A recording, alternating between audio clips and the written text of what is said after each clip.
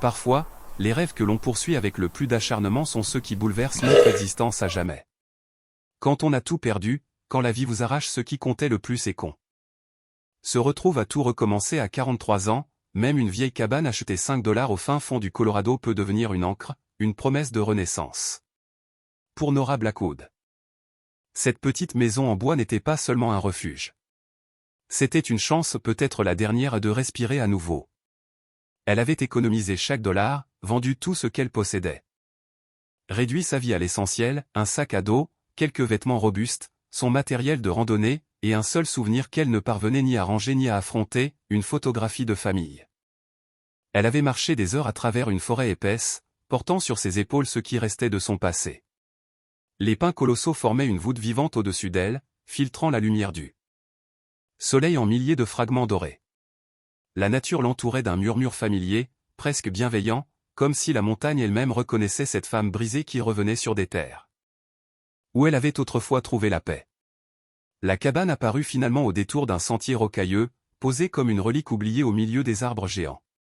Elle semblait à la fois robuste et fatiguée par les années, les planches assombries par les intempéries, mais droites, solides.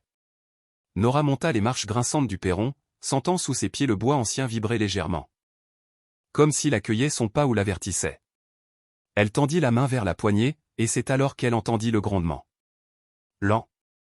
Profond. Vibrant. À travers l'interstice de la porte. Entr'ouverte, 2 yeux d'or fixaient les siens. Un puma. Installé chez elle. Chez lui. Peu importait, cette créature avait clairement fait de la cabane son territoire. Le souffle de Nora se coupa. Net. Elle avait travaillé 15 ans comme garde forestière, surveillant les sentiers, guidant des randonneurs perdus, tirant des chasseurs imprudents des ravins ou calmant un ours trop curieux. Elle connaissait les pumas. Elle savait comment ils observaient. Comment ils attaquaient. Comment ils protégeaient. Mais jamais encore elle n'en avait rencontré un ainsi, calme, immobile. Presque contemplatif. Une intelligence tranquille émanait de lui, une attention plus qu'une menace. Comme s'il l'évaluait, comme si la montagne avait décidé de mettre ce fauve sur son chemin pour tester sa détermination. La photo dans son sac brûlait contre son dos, comme un poids de feu. David. Son sourire tendre figé pour toujours à 45 ans. Emma. Sa fille. 17 ans, une lumière dans les yeux qu'aucune caméra n'avait réussi à capturer pleinement. 2 années. 2 ans depuis l'accident, depuis ce mardi soir pluvieux où un conducteur ivre avait balayé la moitié de son monde pendant qu'elle travaillait tard au poste de contrôle du parc. 2 années de nuit blanche. 2 années de silence étouffant dans une maison devenue un mausolée. 2 années à survivre sans vivre. Alors quand l'acte notariel était arrivé, comme tombé du ciel, elle avait d'abord cru à une erreur. Une propriété perdue en montagne, léguée par un certain Samuel Hartwell, un nom qui ne réveillait aucun souvenir. Les documents étaient pourtant officiels, validés par un cabinet d'avocats de Denver. Lorsqu'elle avait téléphoné, la voix du juriste était restée distante mais formelle. Monsieur Hartwell nous a laissé des instructions très claires. À sa mort, cette cabane devait être proposée à quelqu'un capable d'en apprécier les qualités particulières. Vous correspondez parfaitement à ces critères, Miss Blackwood. Elle n'avait pas demandé pourquoi. Elle n'en avait plus la force. Elle avait simplement accepté. Elle avait vendu la maison de banlieue où chaque mur portait les rires éteints d'Emma. Elle avait vendu les outils de menuiserie de David, qui sentaient encore la sueur et la résine. Elle avait vidé la chambre de sa fille après 18 mois d'impuissance et d'effondrement silencieux. Puis elle était partie. Le Colorado l'avait façonnée depuis l'enfance. Son grand-père lui avait appris à reconnaître des empreintes dans la boue d'un ruisseau, à différencier les plantes comestibles des toxiques, à lire le vent dans les branches. Ce savoir était devenu sa vocation, sa boussole. Et maintenant, c'était ce qui allait décider de sa survie. La montagne s'étendait autour d'elle comme un sanctuaire. Son sommet avoisinait les 3000 mètres, déjà poudré d'une neige précoce d'octobre. Les pins ponderosa dressaient leurs troncs rouges vers le ciel, graves et immobiles comme des gardiens séculaires. Le souffle du vent murmurait dans les aiguilles. Un faucon à queue rousse poussait un cri lointain. Un ruisseau courait quelque part. Dans le sous-bois. Ce silence-là, elle le comprenait. C'était un silence vivant, vibrant, qui respirait. Rien à voir avec celui de sa maison vide, qui ne laissait entendre que l'écho de ce qu'elle avait perdu. Le puma bougea derrière la porte. Nora distingua la musculature fluide de ses épaules, la couleur fauve de sa robe. Une femelle, comprit-elle immédiatement. Les mâles solitaires cherchaient surtout à marquer leur territoire. Mais une femelle? Si elle défendait l'entrée d'une cabane, c'était qu'elle protégeait quelque chose. Ou quelqu'un. Et pourtant, ses yeux ne reflétaient ni agressivité ni panique. Juste une prudence ancienne, tempérée par une étrange patience. Comme si l'animal attendait quelque chose d'elle. La cabane elle-même semblait entourée d'un mystère encore. Plus dense que la forêt. Elle n'avait rien d'un bâtiment négligé. Les fenêtres étaient intactes, la toiture solide malgré les années. Les fondations montraient des signes de réparation récente. Le perron, sous ses pieds, ne s'effritait pas. La porte, entr'ouverte, l'avait été volontairement. Non par vandalisme. Mais comme si quelqu'un était parti soudainement, oubliant de refermer derrière. Soit ou voulant que quelqu'un d'autre puisse entrer. À l'intérieur, elle apercevait un foyer en pierre massif, son âtre propre mais noirci par un feu récent. Une bibliothèque remplissait un mur entier, ses livres rangés avec un soin méthodique.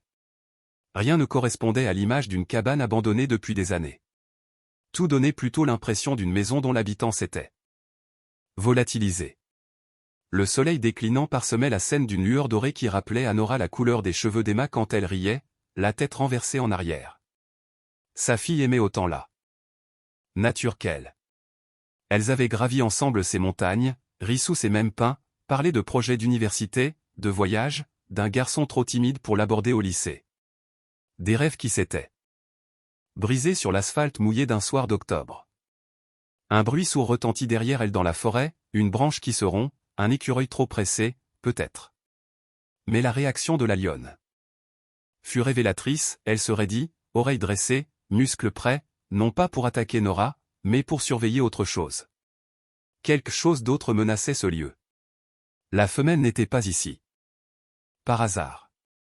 Elle montait la garde. L'air s'assombrit d'un frisson nouveau. La montagne retenait son souffle. Avec la lenteur d'un être qui refuse d'être perçu comme un danger, Nora posa son sac sur le perron. Elle sentit les yeux du puma suivre chacun de ses gestes. Elle savait que ces animaux percevaient tout, la peur, la colère, le chaos intérieur. La moindre impulsion pouvait transformer ce moment fragile en tragédie. Elle inspira profondément. La forêt vibrait autour d'elle. La cabane semblait attendre. Le fauve aussi. Et Nora comprit soudain, avec une clarté douloureuse, qu'elle n'était peut-être pas venue ici pour fuir son passé, mais pour découvrir la vérité que quelqu'un, peut-être Samuel Artois lui-même, avait dissimulée dans cette montagne. Une vérité si importante, qu'un puma en assurait la garde. Le calme. C'était tout ce qu'il lui restait à offrir en cet instant. Nora inspira lentement, cherchant à faire descendre un peu la tension qui lui nouait la gorge. Doucement, ma belle. Je ne suis pas là pour te blesser, ni toi, ni les tiens. Elle s'attendait à un grondement, à un recul méfiant, à une posture prête à bondir. Mais la réaction la surprit. La lionne des montagnes inclina légèrement la tête, comme si elle écoutait vraiment, comme si les mots humains portaient un sens qu'elle reconnaissait. Nora avait passé suffisamment de temps dans les grands espaces sauvages pour savoir que les animaux ne réagissaient pas ainsi aux voix humaines. Pas à moins d'avoir déjà été confrontés à des gens, souvent. Au point d'en perdre une partie de leur crainte instinctive. La présence du titre de propriété dans la poche de sa veste se fit soudain plus lourde. 5 $. 5 ridicules dollars pour des acres de solitude intacts, de pins anciens, de crêtes rocheuses, et une cabane que quelqu'un avait, contre toute logique, entretenue puis abandonnée. Samuel Artwell. Peu importait qui il était. Réellement, il avait soit été désespéré, soit animé d'une raison très précise pour vouloir que ces terres passent entre des mains particulières les siennes, désormais. Plus elle y pensait, plus les zones d'ombre se multipliaient. Les ombres du soir s'étendaient déjà autour d'elle, s'allongeant entre les arbres. La fraîcheur mordait l'air. À cette altitude, la nuit tomberait vite. Et avec elle un froid qui ne pardonnait pas. Elle avait du matériel de camping, bien sûr, mais l'idée de passer la nuit exposée sur un porche, à quelques pas d'une lionne protectrice et de ce que la cabane semblait renfermée, ce n'était certainement pas ce qu'elle pouvait appeler une nuit paisible. Elle avait besoin d'abri. Et la cabane était de toute évidence la meilleure option. Le problème ? Trouver comment négocier avec une gardienne de 120 livres, qui semblait avoir décrété que les lieux lui appartenaient. Il va falloir qu'on trouve un terrain d'entente, toi et moi. Souffla-t-elle vers les yeux dorés qui la surveillaient depuis l'ouverture de la porte. C'est ma propriété maintenant, mais je n'ai aucune intention de t'expulser sans raison. Au moment précis où elle prononça ces mots, un son s'éleva depuis l'intérieur de la cabane. Pas un grondement. Pas le frottement feutré de pattes contre le plancher. Autre chose. Un bruit délicat. Presque un pleur. Son cœur se contracta. Des petits. La lionne ne protégeait pas simplement un territoire, elle protégeait ses petits. Et soudain, tout prit sens. Une femelle accompagnée de ses petits cherchait. Toujours le refuge le plus sûr, à l'abri du vent, de la neige, des prédateurs, et des risques. Une cabane vide, solide, isolée, l'endroit rêvé pour élever une portée. Et si le bâtiment était inoccupé? Depuis des mois, voire davantage, alors le choix avait dû sembler parfait. Mais qui disait petit disait instinct maternel absolu. Impossible de la forcer à partir. Elle combattrait jusqu'à la mort. Plutôt que de les abandonner. Nora comprenait cela. Elle l'avait ressenti elle-même. La protection farouche. L'amour qui avait guidé chaque geste pendant qu'Emma grandissait. La certitude qu'il n'y avait rien au monde qu'une mère ne ferait pas pour son enfant, qu'elle marche sur 2 pattes ou sur 4. Le soleil glissait derrière les crêtes, teintant le ciel de rose et d'or. Dans peu de temps, la nuit envelopperait la montagne, et d'autres prédateurs bien plus dangereux que cette lionne calculatrice et attentive prendraient possession du territoire. Continuer à rester planté là, sur ce porche glacé, ne résoudrait rien. Très bien. Murmura-t-elle, s'adressant autant à la montagne qu'à la lionne. Voyons si on peut être voisine sans se faire la guerre. L'aube arriva avec cette netteté coupante propre aux altitudes supérieures à 2700 mètres. Là-haut, chaque couleur semblait plus vive. Chaque bruit résonnait comme taillé dans la pierre. Nora avait passé la nuit dans son sac de couchage, relégué à l'extrémité du porche, suffisamment proche pour bénéficier de la chaleur résiduelle de la cabane, mais assez loin de la porte pour éviter d'être perçue comme une menace. Le sommeil avait été fragile, haché de réveils fréquents au bruit de la forêt qui se réinstallait autour d'elle. La lionne n'avait pas fait de bruit agressif.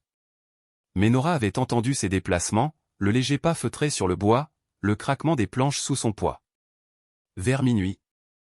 Un éclat doré avait traversé une vitre, 2 yeux attentifs, calmes, presque curieux. Une trêve silencieuse venait de se créer entre elles. Un armistice fragile entre 2 créatures qui défendaient leur territoire, leurs souvenirs, leurs douleurs.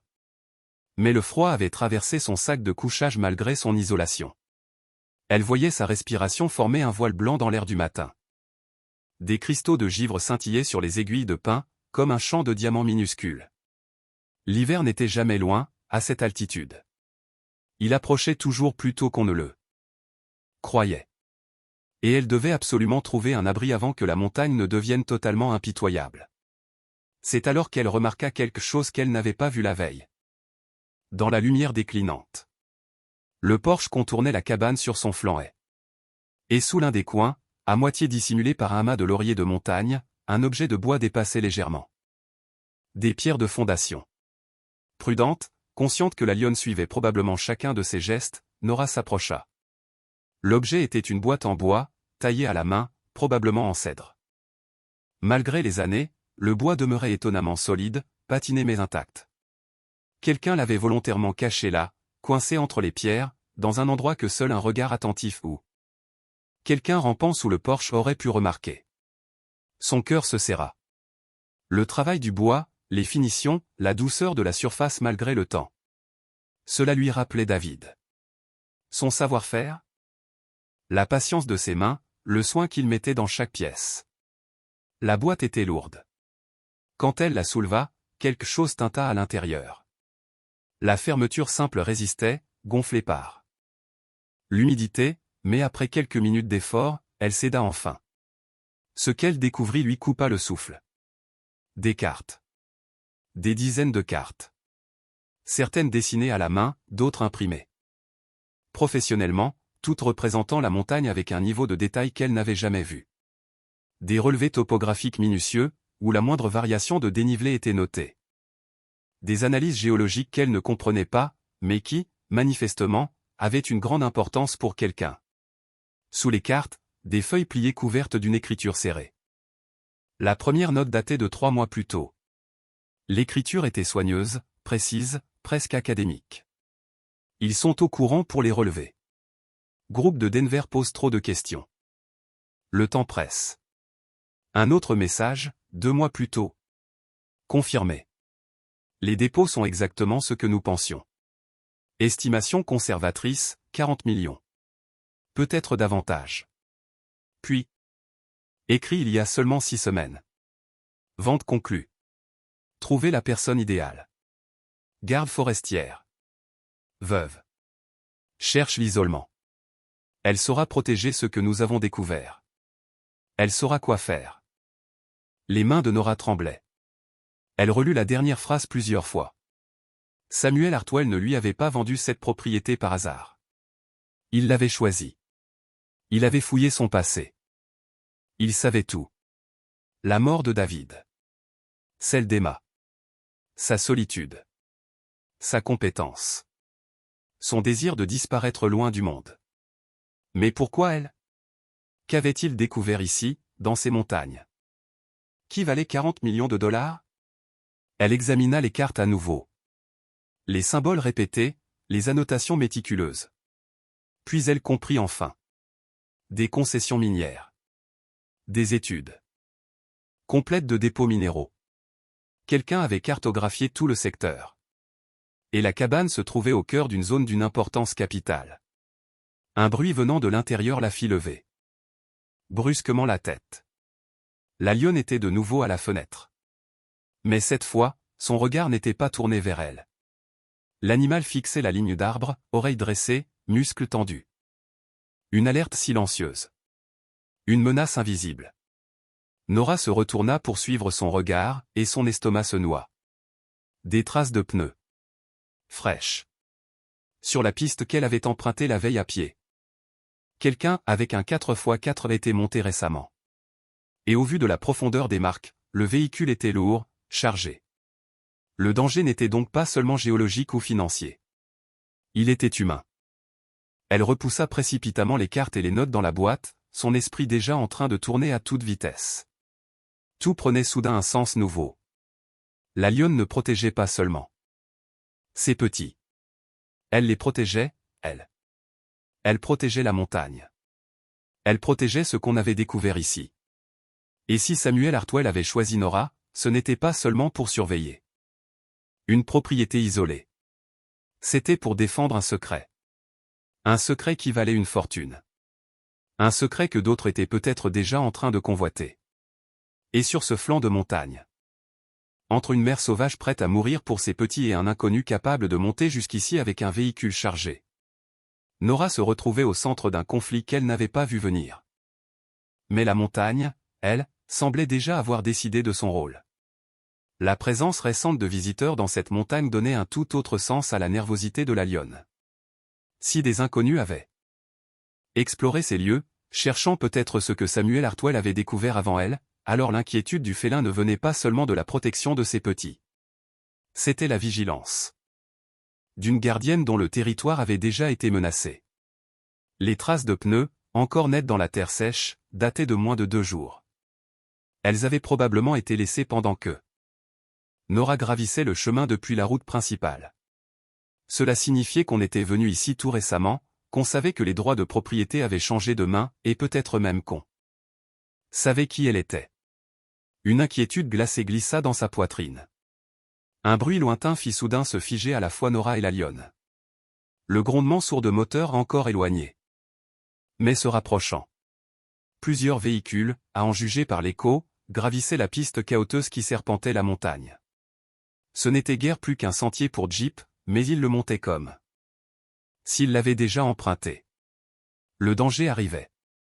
Nora attrapa le petit coffre en bois de Samuel Hartwell et son sac à dos, son regard fouillant désespérément les alentours à la recherche d'un refuge. La forêt était trop dense, les rochers trop exposés. La seule option viable, c'était la cabine elle-même. Mais cela impliquait une chose presque impensable, négocier un passage avec un prédateur qui défendait déjà son logis avec la férocité d'une mère. Pourtant, face à la menace qui grimpait la montagne, leur rivalité n'avait plus de sens. Une vérité instinctive liée désormais. Femme et félin, ce qui arrivait serait bien plus dangereux que n'importe lequel d'entre eux. Approchant lentement la porte restée entr'ouverte, Nora murmura d'une voix prudente. Ils reviennent. N'est-ce pas? C'est pour ça que tu refuses de partir. La lionne apparut dans l'encadrement, ne se cachant plus. De près, elle était majestueuse, un corps long et puissant, presque 2 mètres du museau à la queue, un pelage d'or brûlé strié de nuances plus sombres le long de ses pattes et de son visage. Mais c'était surtout ses yeux qui hypnotisaient Nora, calme, lucide et totalement dénuée de peur. Cette créature venait de prendre une décision. J'ai besoin d'entrer, chuchota Nora. On sait toutes les deux ce qui nous attend. Un silence lourd s'étira. Puis la lionne se retira. D'un pas, non pas en fuyant, mais en libérant l'accès. Ce n'était pas une invitation, mais une permission. Nora ne réfléchit pas davantage. Elle glissa à l'intérieur. L'endroit était rustique sans être primitif. Le foyer de pierre dominait l'espace principal, projetant un froid silence, mais ce qui l'impressionna le plus furent les bibliothèques, des étagères pleines de volumes reliés. Traitant de géologie, de minéralogie, de techniques de prospection et de sciences environnementales. À côté de la fenêtre, un bureau croulait sous les papiers, cartes et instruments de mesure. L'allure coûteuse. Hartwell n'était pas un amateur. C'était un homme qui savait ce qu'il cherchait. La lionne, silencieuse, traversa la pièce jusqu'à l'embrasure d'une porte menant sans doute à une chambre. Elle s'arrêta, tournant vers Nora un regard explicite, ses petits se trouvaient là-dedans. Et elle veillait à ce que la nouvelle venue comprenne les règles.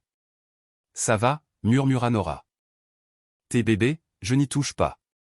Mais on a des ennuis plus graves. Les moteurs grondaient maintenant tout près. Peut-être à 10 minutes tout au plus. Par la fenêtre, Nora apercevait un mince nuage de poussière flotter entre les arbres, preuve du convoi grimpant méthodiquement le flanc abrupt de la montagne. Au moins 3 véhicules, peut-être davantage. Elle ouvrit de nouveau le coffre de Hartwell et étala ses cartes sur le bureau. Si 40 millions de dollars de minerais étaient enfouis sous cette terre, alors ceux qui montaient ici n'étaient ni des randonneurs, ni des chasseurs. Perdus. Ils venaient pour la même raison que Samuel avait tenté de protéger. Eux, cependant, ne venaient sûrement pas en douceur. La lionne s'était accroupie près de la porte de la chambre. Corps tendu, muscles prêts à bondir. Elle surveillait à la fois la menace extérieure et la sécurité de ses petits. Tolérante, oui, mais seulement tant que Nora ne devenait pas un danger inutile. En analysant les relevés géologiques, Nora réalisa l'ampleur du problème. Ce n'était plus l'histoire d'une cabane achetée pour 5 dollars. Ce n'était même plus la question des droits miniers. C'était une entreprise systématique. Quelqu'un cartographiait toute la chaîne montagneuse pour localiser des dépôts d'une valeur potentielle colossale. Et Samuel Hartwell, s'était manifestement dressé sur leur chemin.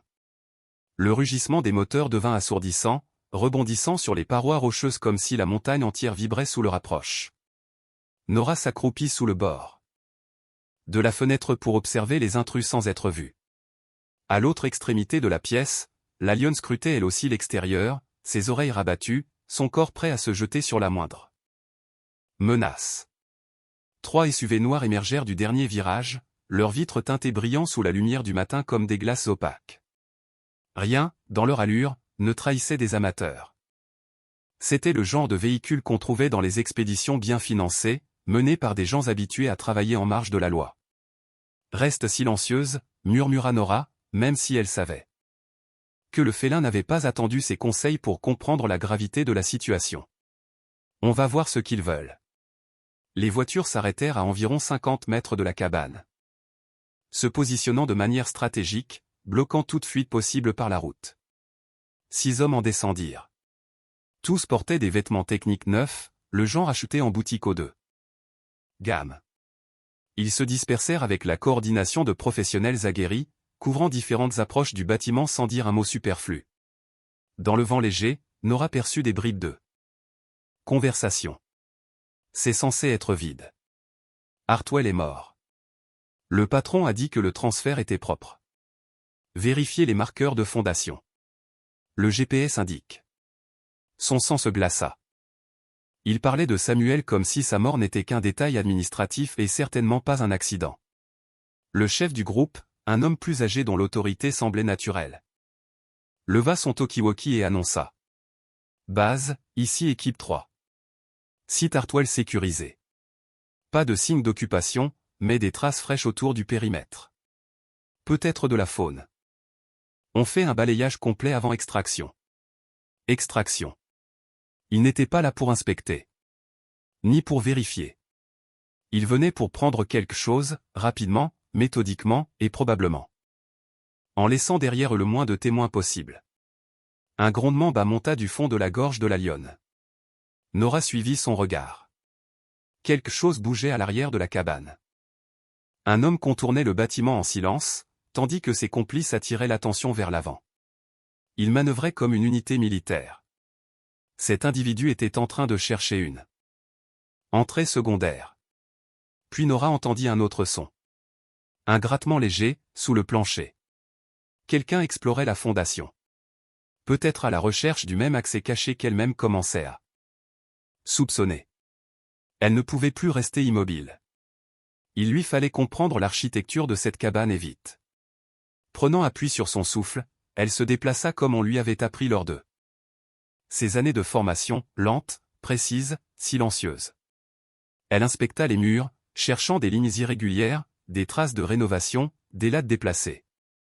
Le grattement sous le sol devenait plus net, comme si quelqu'un sondait chaque pilier en quête d'un mécanisme. Ce n'était plus seulement une question de survie personnelle. Quelque chose, dans cette cabane, attirait suffisamment d'ennemis pour justifier une opération entière. Quelque chose que Samuel Hartwell avait caché, peut-être même scellé sous les fondations. Et maintenant, ces hommes étaient sur le point de mettre la main dessus. Nora inspira profondément. Elle devait agir avant eux et avant que la lionne, poussée à bout, ne décide que l'humain présent dans la cabane était le maillon le plus faible. La montagne retenait son souffle. Et l'affrontement qui s'annonçait allait décider du destin de tout ce qui reposait sous ses pierres. La pièce principale était bien plus vaste qu'elle ne l'avait semblé de l'extérieur. À une extrémité, un large foyer de pierre dominait l'espace, creusé si profondément dans le mur qu'il semblait avoir été bâti avant même la cabane. À l'autre, le bureau de Samuel Hartwell, figé dans le temps, attendait encore le retour d'un propriétaire qui ne reviendrait jamais. Un couloir étroit menait à la petite chambre où la lionne de montagne avait dissimulé ses petits, et, juste au-delà, une cuisine minuscule dont l'air immobile trahissait des mois d'abandon. Mais ce ne fut ni la cheminée, ni le vieux bureau, ni l'odeur de renfermé de la cuisine qui retint l'attention de Nora. C'était une simple latte de plancher, près du foyer, qui remua sous son poids, comme si quelque chose en dessous respirait encore. Contrairement aux autres lattes, celle-ci portait des marques d'usure irrégulières, des griffures fines autour de ses bords. Pas des traces d'animaux ou des traces humaines. Quelqu'un avait soulevé cette planche à maintes reprises.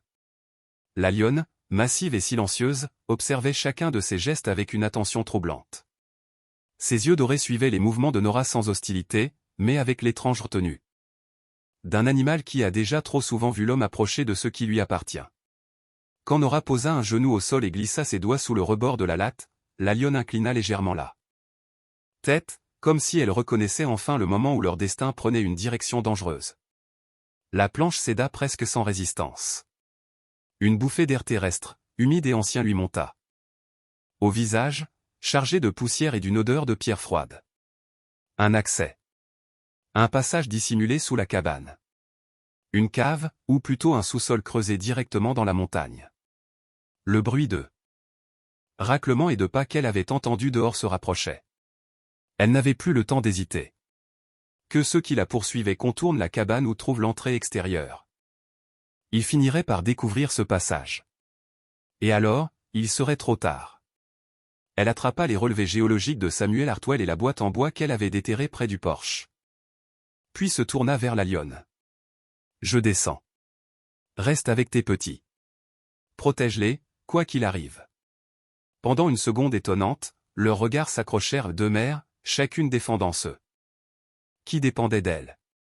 Nora aurait juré voir dans les yeux de l'animal une forme d'intelligence grave, presque humaine. Puis la lionne se détourna, glissant vers le fond du couloir. Son corps souple se plaçant instinctivement entre ses petits et toute menace venant de l'intérieur de la cabane.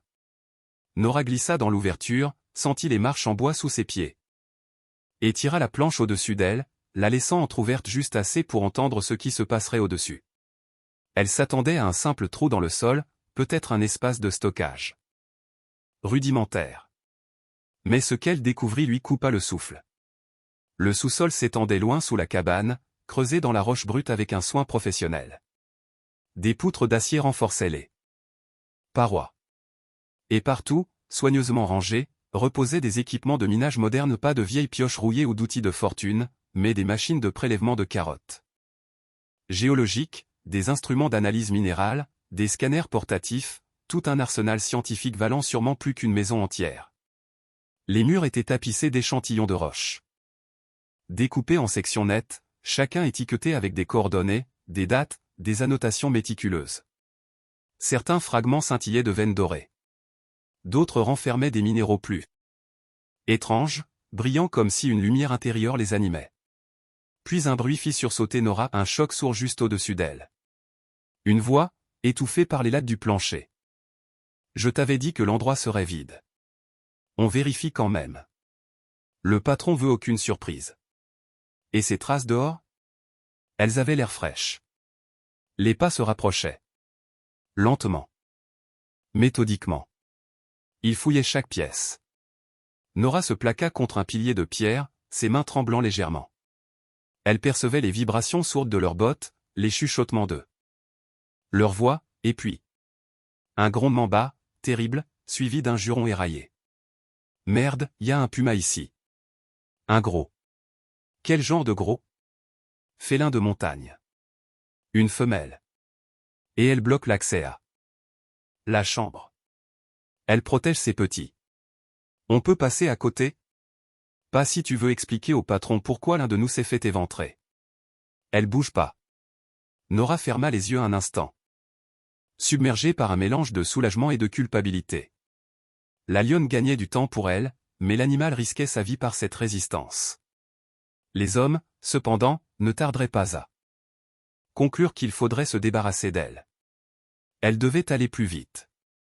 Elle examina de nouveau la pièce à la lumière filtrant à peine entre les lattes du plancher. Quel secret Samuel Hartwell avait-il découvert ? Pourquoi un retraité vendrait-il pour 5 $ un terrain isolé, puis disparaîtrait-il sans laisser la moindre trace ? C'est alors qu'elle l'aperçut, une armoire métallique. Enfouie dans un coin, couverte de poussière mais intacte, verrouillée par un système des plus simples. Trop simple. Ce n'était pas fait pour résister à un voleur expérimenté mais plutôt pour éviter que des visiteurs curieux ne l'ouvrent par hasard. Elle se précipita vers le meuble. Les gestes lui revinrent d'instinct, des techniques apprises pendant ses années de formation comme garde forestière, quand il fallait parfois forcer l'entrée d'un chalet abandonné pour porter secours. Ses doigts glissèrent sur la serrure, lui parlant presque autant que ses yeux. Le premier tiroir céda. Dans un cliquetis discret. À l'intérieur se trouvaient des cartes géologiques extrêmement détaillées, des rapports d'analyse, des évaluations des coûts d'extraction. Le genre de document qu'un scientifique consciencieux compilerait pour une exploration légale. Le second tiroir, en revanche, fit naître une vague glaciale dans son ventre. Des photos. Des dizaines. Toutes datées, cataloguées. Des paysages ravagés. Des versants entiers arrachés par des machines lourdes, des ruisseaux transformés en coulées toxiques d'un orange brûlé, des vallées dénudées, meurtries au point de paraître post-apocalyptiques. Et certaines photos avaient été prises, il y a moins de 6 mois. Mais c'était le troisième tiroir qui révéla l'ampleur véritable du cauchemar.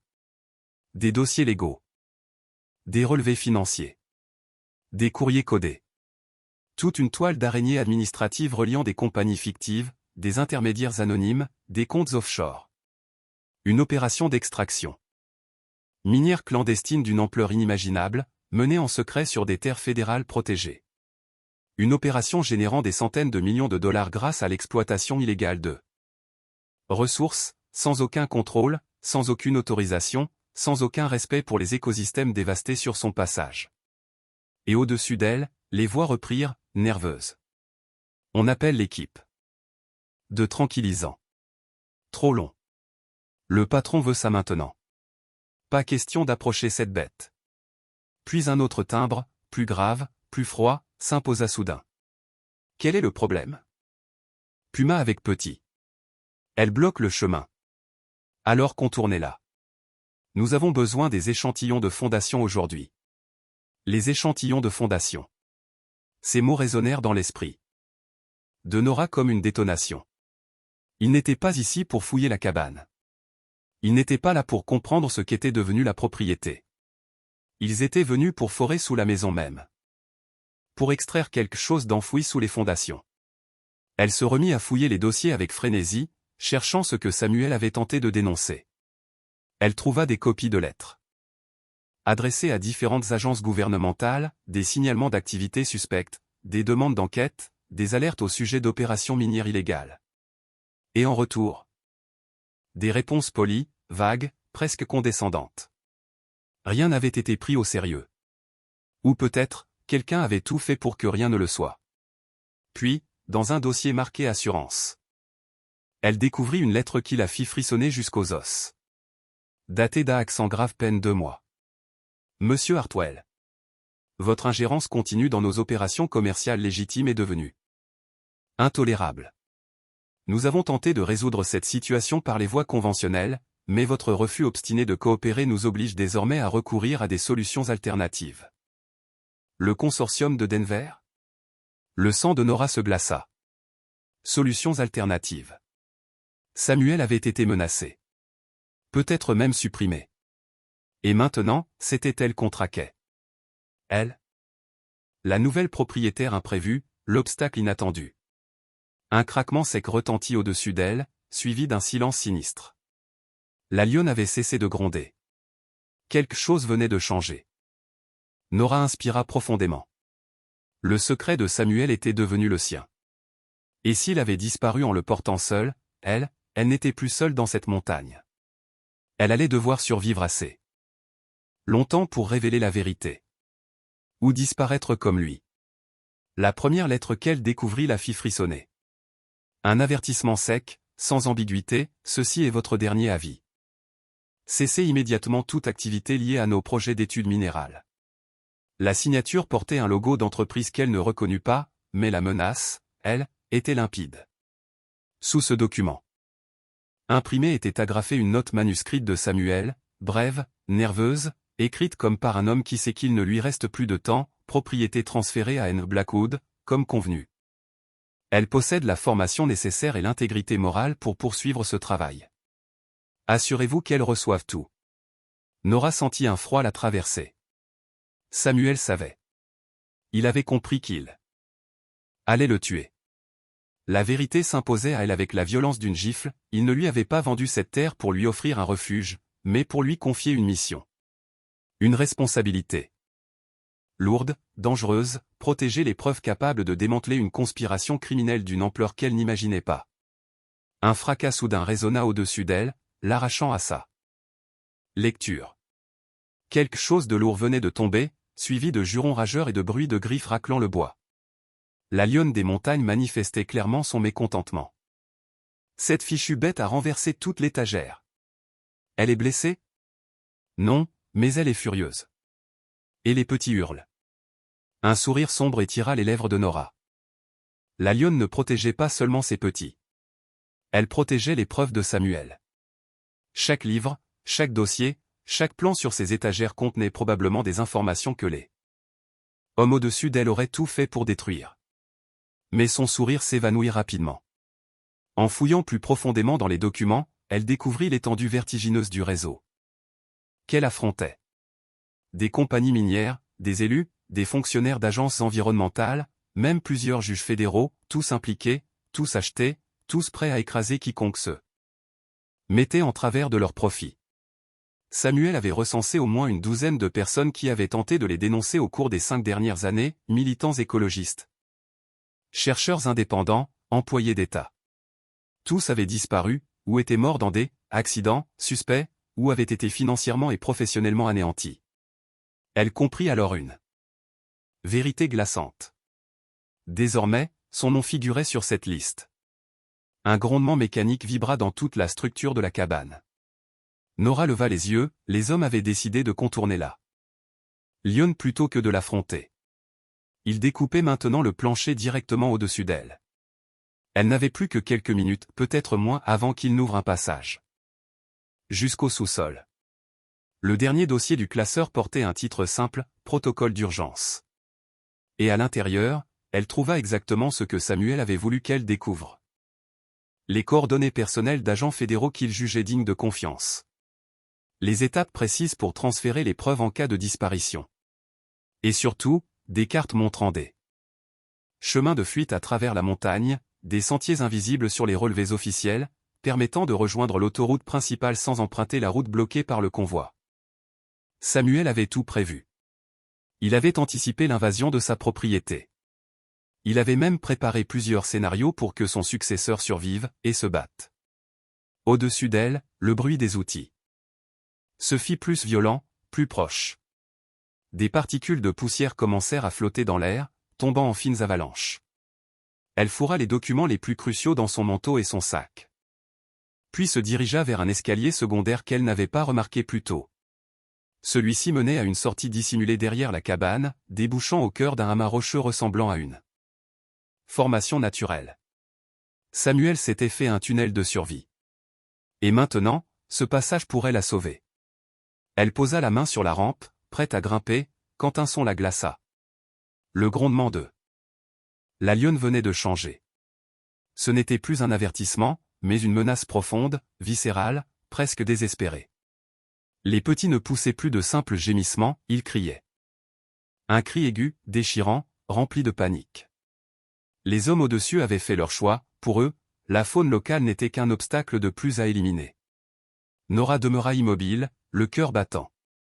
Le chemin se trouvait juste devant elle, la fuite, la route, la possibilité de transmettre les preuves à des agents honnêtes. La démarche rationnelle était évidente. Mais l'autre option. Retourner en arrière, affronter les assassins, défendre une lionne qui avait choisi de lui faire confiance, sauver des petits qui n'avaient rien fait sinon exister, et défendre cette montagne qui lui avait déjà offert une forme d'appartenance. Derrière elle, les planches cédèrent dans un craquement violent. Une pluie d'éclats tomba, puis un faisceau lumineux perça l'obscurité. Des bottes raclèrent le bois tandis qu'un homme se penchait dans l'ouverture. Jackpot. C'est bien ici. Regardez tout ce matériel. Il ne lui restait que quelques secondes. Elle se glissa silencieusement vers l'escalier, comme son grand-père le lui avait appris, chaque geste mesuré, chaque respiration retenue. Mais au moment même où son pied effleurait la première marche, un bruit fendit l'air. Un coup de feu. Sec, brutal, implacable. Puis, le silence. Plus un grondement, plus un cri de petit. Plus aucun son de vie venant de la lionne. Nora sentit quelque chose se fissurer en elle. La lionne, cette créature sauvage qu'il avait acceptée, avait été abattue. Pour protéger ses petits. Pour protéger la montagne. Pour défendre un territoire qui n'avait jamais demandé à être souillé. Une colère pure monta en Nora, brûlante, droite, presque lumineuse. Pendant 2 ans, elle avait porté un deuil silencieux, la rage d'un monde qui lui avait tout arraché. Aujourd'hui, cette rage prit forme. Elle devint une force. Ils avaient commis une erreur monumentale. Ils pensaient éliminer un obstacle. Ils venaient de déclencher une guerre. Et ils ignoraient encore qu'elle n'avait plus rien à perdre. Elle renonça au tunnel d'évasion et s'enfonça au contraire dans les profondeurs de la cave. Elle cherchait quelque chose de précis, quelque chose que Samuel avait évoqué dans ses protocoles d'urgence, des moyens de défense. Un homme assez prudent pour creuser des sorties secrètes était aussi assez lucide pour préparer le pire. Elle finit par trouver un large cabinet en acier dissimulé derrière les équipements miniers. À l'intérieur, assez d'armes pour armer une petite unité paramilitaire. Fusils, munitions, gilets pare-balles, radios longues. Portée. Tout du matériel de qualité militaire. Samuel Hartwell n'était pas simplement un géologue inquiet. Il se préparait à une guerre qui, désormais, la concernait directement. Au-dessus d'elle, plusieurs voix s'élevèrent. Les hommes se préparaient à descendre. L'affrontement était imminent. Mais avant de se préparer, Nora ouvrit le dernier meuble scellé qu'elle n'avait pas encore examiné. À l'intérieur reposait le journal personnel de Samuel. Elle feuilleta les pages frénétiquement, absorbant les mois de notes désespérées qu'il avait laissées. 15 mars. Les veines de minéraux rares s'étendent à travers toute la chaîne. Ce pourrait être la découverte la plus importante du continent. L'impact écologique serait catastrophique si quelqu'un tentait une extraction industrielle. 27 avril. Un consortium basé à Denver m'a approché 3 fois. Cette fois, leur patience s'amenuise. Les menaces deviennent explicites. 8 mai. Certaines agences fédérales ont été infiltrées. Mes rapports disparaissent dans la paperasse comme s'ils n'avaient jamais existé. Quelqu'un, très haut placé, protège le consortium. 3 juin. Ils ont tué Martinez. Officiellement, un accident d'escalade. Je sais que c'est faux. Je suis le prochain. À moins que je disparaisse entièrement. Nora referma le journal, la gorge serrée. Samuel avait consacré les derniers mois de sa vie à combattre un empire criminel. Il l'avait payé de son sang. Et il l'avait choisi, elle, pour reprendre le flambeau. Au-dessus d'elle, le sol grinça. Un homme commençait sa descente dans la cave. Nora se leva, le regard durci, le cœur battant au rythme d'une certitude nouvelle. Il n'aurait jamais dû toucher à la lionne. Il n'aurait jamais dû toucher à sa montagne. Et il n'aurait jamais dû croire qu'elle se laisserait briser. La guerre que Samuel avait redoutée venait de commencer. Et cette fois, elle se battrait. Pas seulement pour elle. Pas seulement pour la vérité. Mais pour chaque être vivant que ces hommes considéraient comme sacrifiable.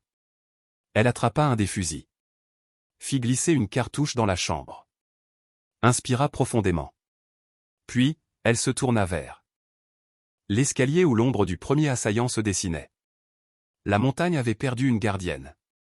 Elle en venait de trouver une nouvelle. 20 juin. J'ai enfin trouvé la personne idéale pour me succéder. Nora Blackwood possède toutes les qualités requises, les compétences, la détermination, et surtout une intégrité morale à toute épreuve. Son expérience au sein du service des parcs nationaux lui donne une compréhension instinctive des écosystèmes sensibles et de la responsabilité de les protéger. Ses blessures personnelles, celles qui marquent un être de l'intérieur, ont forgé chez elle une résilience rare. On ne l'intimidera pas facilement. La dernière entrée du journal datait d'Aak sans grave peine 3 semaines, transfert terminé. Samuel écrivait ensuite. Comme un avertissement destiné à quiconque découvrirait ces pages. Si quelqu'un lit ceci, sachez que la montagne doit être protégée à n'importe quel prix. Les minerais enfouis sous sa surface pourraient alimenter les énergies renouvelables pendant des décennies mais seulement s'ils sont extraits avec prudence. Le consortium veut pratiquer une exploitation à ciel ouvert. Une méthode brutale qui anéantirait l'écosystème entier. NB possède tout ce qu'il faut pour les arrêter. Faites confiance à son jugement. Il savait que la femelle Puma vivait là. Ses notes antérieures décrivaient la façon dont il l'avait suivie à distance, comment elle avait établi son territoire autour de la cabane, transformant l'endroit en un refuge pour elle et ses petits. Samuel protégeait à la fois les familles humaines et animales qui avaient trouvé, dans cette montagne, un sanctuaire fragile. Le bruit lourd de bottes résonnant dans l'escalier de la cave ramena Nora brutalement au présent. Elle referma le journal, saisit le fusil, les munitions, ainsi que l'équipement radio sophistiqué laissé par Samuel, puis se dirigea vers la sortie secrète. Elle se hissait déjà dans le passage dissimulé lorsqu'elle entendit les hommes en bas tomber sur les preuves qu'elle n'avait pas eu le temps de récupérer. « Patron, vous devez voir ça. » Hartwell documentait tout. Des photos, des relevés financiers, l'intégralité de l'opération. « Elle en sait combien ?» demanda une voix plus âgée, un brin inquiète. « Qui ça ?»« La femme qui a acheté la propriété. Nora Blackwood. Si Hartwell lui a transmis ces informations, nous la retrouverons. Elle ne peut pas être bien loin à pied. » Mais Nora, elle, était déjà loin. Elle s'éloignait à travers la forêt avec la précision silencieuse d'une femme qui avait passé 15 ans à tracer des pistes en pleine nature. La sortie secrète la déposait derrière une formation rocheuse massive, à une 50aine de mètres de la cabane, parfaitement invisible depuis le sol. À travers les arbres, elle aperçut les SUV noirs, moteurs encore tièdes, laissés sans surveillance. Cette simple imprudence disait tout, ces hommes se croyaient maîtres de la situation. Ils pensaient n'avoir affaire qu'à une civile naïve, dépassée par les événements. Ils allaient découvrir leur erreur. L'équipement radio de Samuel permettait une analyse avancée des fréquences, et en quelques minutes, elle capta la leur. Leur communication interne lui révéla plus d'informations qu'il n'en aurait jamais imaginé. Base, ici équipe 3. Nous avons toutes les preuves Hartwell. Mais il y a un problème, le transfert de propriété est légal, et la nouvelle propriétaire pourrait avoir accès à tout. Compris. Votre recommandation ? Protocole d'assainissement total.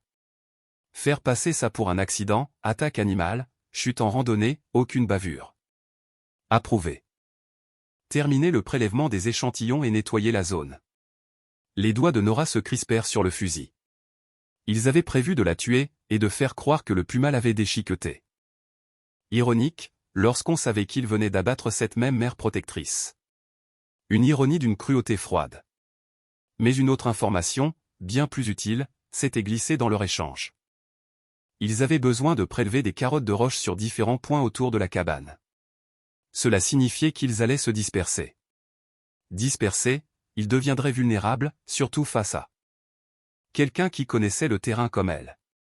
Elle se mit en mouvement, glissant de tronc en tronc, disparaissant dans les ombres, réapparaissant plus loin avec l'habileté d'un fantôme. Les sentiers empruntés par les animaux, les pentes abruptes, les zones déboulies, elle connaissait ces lieux comme d'autres connaissent les rues de leur enfance. Son entraînement de rangée incluait des modules tactiques, notamment ceux conçus pour affronter des braconniers armés ou des opérations clandestines dans des zones forestières reculées. Jamais elle n'aurait imaginé devoir utiliser ces compétences pour protéger sa propre terre. Mais la vie prépare parfois au combat que l'on n'a pas encore affronté. La première cible se situait près des véhicules, une antenne de communication. Montée sur un trépied, reliée à un système complexe assurant le lien avec leur base opérationnelle. Par chance ou par arrogance, il n'avait laissé qu'un seul garde. Un jeune homme. Probablement fraîchement recruté. Il consultait son téléphone, persuadé que la montagne ne lui réserverait aucune surprise. Samuel disait toujours, la confiance aveuglait le plus dangereux des prédateurs. Nora se glissa derrière l'installation, coupa les câbles principaux et retira les composants essentiels. En quelques secondes, elle rendit leur système de communication inutilisable. Pour des heures. Avant même que le garde ne lève la tête, elle avait déjà disparu. La suite nécessitait plus de patience. Elle devait isoler les hommes répartis autour de la cabane. La montagne serait sa plus grande alliée, ses pentes abruptes, ses couloirs étroits et ses forêts denses pouvaient transformer un groupe entraîné en une série d'individus désorientés. Depuis un promontoire rocheux offrant une vue directe sur la cabane, Nora observa leurs mouvements. Leur équipement trahissait un haut niveau de préparation. Leur coordination, militaire. Mais ils n'avaient pas compris la vérité fondamentale, ils n'étaient pas chez eux. La montagne exigeait du respect, une lecture attentive de ses signes. Or, ces hommes ne percevaient rien de ce qui se déroulait autour d'eux. Nora, elle, lisait les indices comme on lit un livre ouvert. Les nuages qui s'amoncelaient sur les sommets parlaient d'un changement brutal de météo. Probablement de la neige, malgré la saison. Le comportement nerveux des animaux cerfs, lièvres, marmottes indiquait que le bruit des moteurs et des armes avait perturbé le territoire. Et surtout, les hurlements Lointain rebondissant entre les falaises confirmait que la meute de loups s'approchait, intriguée par les coups de feu. Dans moins d'une demi-heure, l'équilibre précaire de la montagne basculerait. Et ceux qui n'y appartenaient pas deviendraient des intrus désorientés au cœur d'un environnement hostile. Nora arma son fusil, prit une longue inspiration et attendit. Dans son sac. Les preuves de Samuel étaient en sécurité. En contrebas, les hommes pensaient la traquer. Mais ils avaient tout faux. Ce n'était pas leur montagne. C'était la sienne désormais achetée pour $5, baptisée par le sang d'un animal qui avait voulu la protéger. Et elle comptait bien honorer cette dette. Les premiers flocons commencèrent à tomber quand elle activa l'équipement radio caché par Samuel. L'appareil, compact et solide, émettait une lumière discrète. Ses fonctionnalités dépassaient celles de tout matériel qu'elle avait utilisé dans sa carrière de rangée, cryptage militaire, liaison satellitaire capable de joindre n'importe quel point du globe. Dans la mémoire de l'appareil, Samuel avait laissé une liste d'urgence, 3 noms, 3 personnes ayant des insignes fédéraux et des niveaux d'accréditation qui donnaient le vertige. Il avait préparé un plan de secours. Un plan pour elle. Elle sélectionna le premier contact. Agent Diana Reeves Division. Des crimes environnementaux FBI. Nora prit une inspiration profonde. Puis elle appuya sur le bouton d'appel. La voix surgit immédiatement dans le combiné, froide, professionnelle. Coupante comme un scalpel. Ligne sécurisée. Qui est à l'appareil? Nora inspira profondément, serrant le micro du poste radio comme un talisman fragile. Je m'appelle Nora Blackwood. Samuel Hartwell m'a laissé des instructions. Il m'a demandé de vous contacter si quelque chose lui arrivait. Un silence lourd tomba, un silence qui, en soi, était déjà une réponse. Puis la voix revint, plus grave encore. Samuel est mort. Accident d'escalade. Il y a 3 semaines. Comment avez-vous eu ce numéro? Nora regarda autour d'elle, la neige tombant en rideaux. Silencieux autour de la petite clairière. Une rafale de vent fit gémir les branches au-dessus de sa tête. Il m'a vendu sa propriété juste avant de mourir. Avec tout ce qu'il avait découvert sur le Denver Consortium. Cette fois, le silence dura si longtemps qu'elle crut que la liaison avait été coupée. Elle allait répéter quand, soudain. Où êtes-vous exactement? Dans la cabane. Ils sont là, en bas. Ils cherchent à détruire les preuves et à me faire disparaître avec. Restez sur cette fréquence, mais silencieuse pendant 10 minutes. Je dois vérifier certaines informations. Le grésillement cessa. Nora se retrouva seule avec le souffle glacial de la tempête et les voix confuses des hommes qui gravissaient la pente en contrebas, discutant ouvertement d'eux. La meilleure façon de la tuer. Elle porta ses jumelles à ses yeux. En bas, ils devenaient nerveux. Leurs appareils tombaient en panne les uns après les autres, leur radio restait muette. L'un d'eux frappait sa valise de communication du plat de la main. Un autre pestait contre l'interférence. Leur geste avait cette raideur de ceux qui sentent que la mission leur échappe. Les hurlements des loups se rapprochaient. Un des hommes regarda sa montre avec une inquiétude croissante. Quel que fût le calendrier imposé par leur supérieur, ils prenaient du retard. Le stress les rongeait. C'est alors qu'un mouvement attira l'œil de Nora. Pas les hommes. Autre chose. Un éclair furtif entre les troncs. Bas, souple, déterminé. Son cœur manqua un battement, puis s'enflamma. La puma n'était pas morte. Le coup de feu l'avait peut-être frôlée, ou simplement blessée. Mais elle vivait. Mieux encore, elle se dirigeait vers la cabane, avec une intention qui ne laissait place à aucun doute. Les pumas ne pardonnaient ni les menaces contre leurs petits, ni les intrusions répétées dans leur territoire. Et celle-ci venait répondre à une dette de sang. Le poste radio grésilla de nouveau. Blackwood? Vous êtes toujours là? Oui. J'essayais de joindre Samuel depuis des mois. Ses rapports disparaissaient, mais je gardais des copies. Ce que vous décrivez correspond exactement aux informations que nous avions déjà récupérées. Ils l'ont tué, n'est-ce pas? Oui, souffla Nora. Je le pense. Nous aussi. Mais nous n'avons jamais pu le prouver.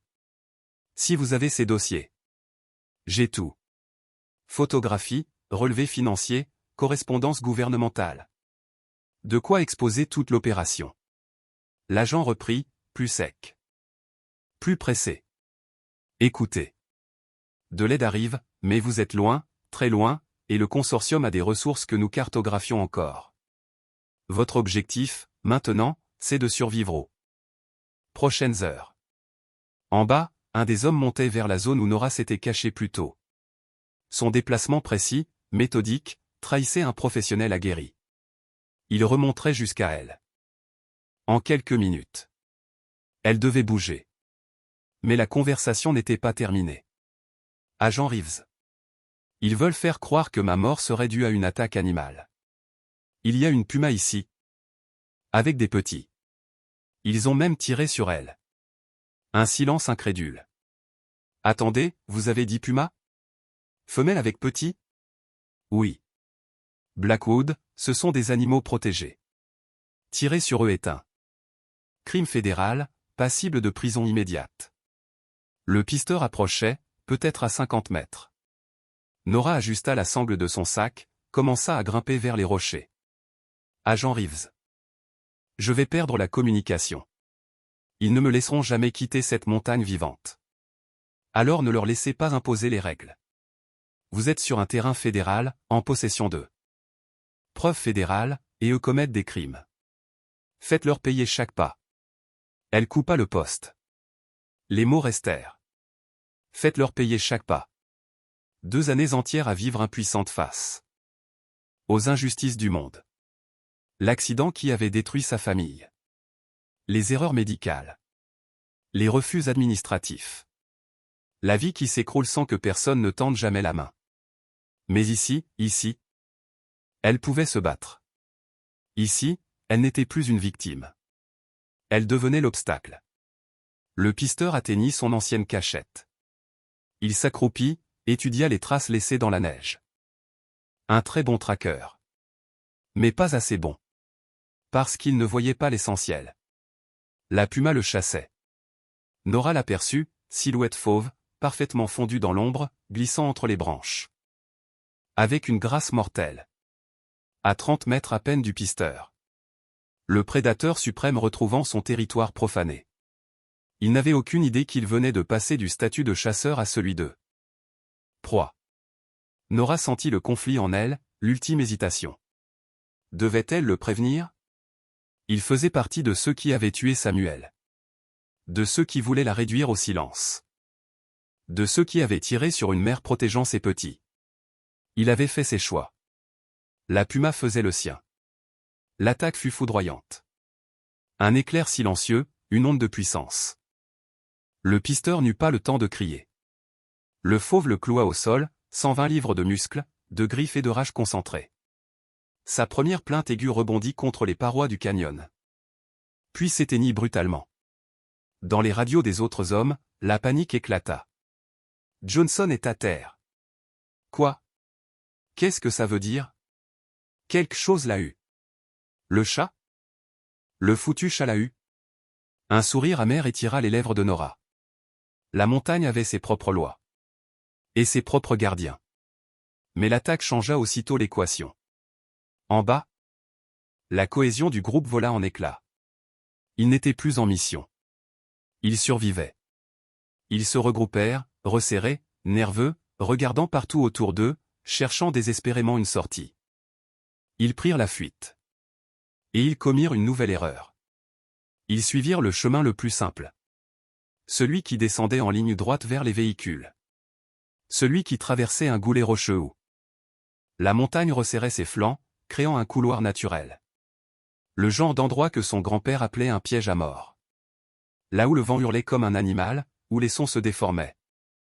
Où l'on n'entendait jamais venir le danger.